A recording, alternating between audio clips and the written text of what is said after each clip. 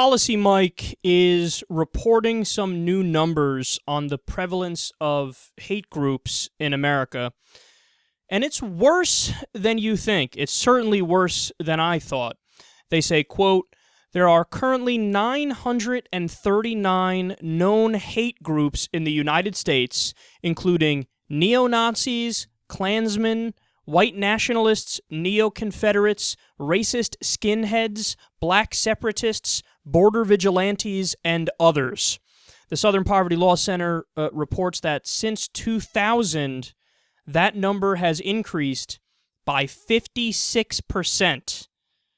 It's a pretty large increase from the year 2000. So the KKK, they say, is its own problem because the numbers for it are through the roof. Quote, the KKK currently has between 5,000 and 8,000 members in 160 chapters across the country. Vox reports that the only states without active chapters are Alaska, Hawaii, Idaho, North Dakota, Oregon, South Dakota, Washington, Wisconsin, and Wyoming. So 41 states have a chapter of the KKK in the year 2014. In fact, let's go ahead and take a look at a map of the KKK chapters that still exist today. Yeah, that's way too many. For everybody listening on the live show right now, it is ridiculous. And also what's kind of stunning about it is there's plenty of them north of the Mason-Dixon line. I mean, there's plenty of KKK chapters that are up there. And I guess we have to say kind of, sort of give credit to the Midwest and to California because it appears to be the Midwest and the West appear to have much less KKK activity and chapters than the East. And it includes the South, obviously, is the heaviest in terms of raw numbers, and then the North isn't that far behind. So crazy stuff, man. It's insane that that's the reality in 2014. So here's a key part of the discussion as well.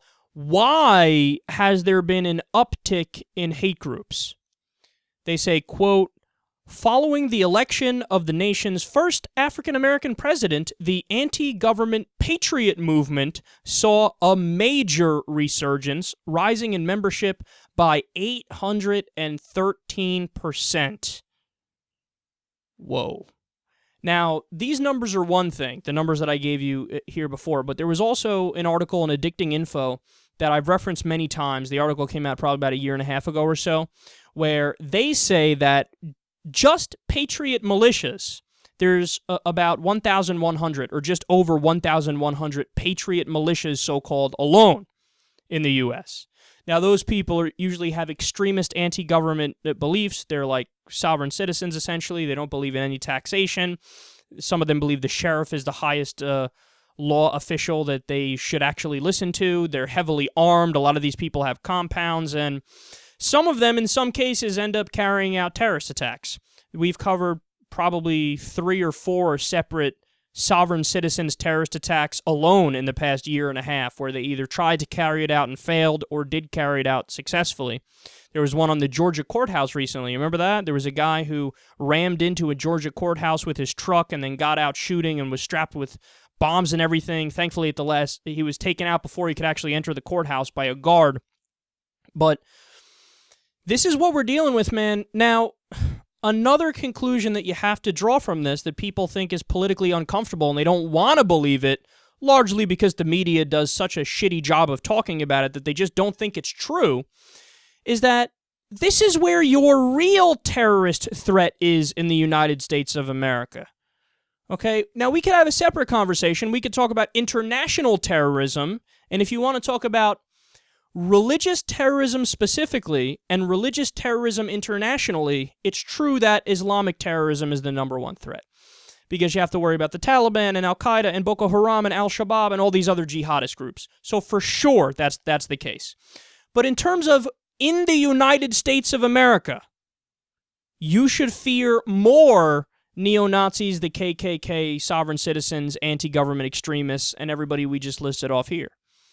Because factually speaking, this is where the threat has more come from the 1990s and onward in the United States. Again, I know people don't think that's true, but the only reason you don't think it's true is because the media doesn't cover the attempted terrorist attacks and the successful terrorist attacks of right-wing terrorists or Christian terrorists nearly as much as they cover the attacks and the terrorist attacks from Muslim terrorists. So, to bring it up again, man, I know I bring this up all the time, but the Department of Homeland Security study from 2009, it was commissioned under the Bush administration, released in 2009, and what did they find? They found that 56% of the terrorist attacks in America from the 1990s and onward were carried out by right-wing extremists and Christian extremists. So that's your main terrorist threat in the United States, and what's clear is that hate has not gone away. Hate is still alive and well.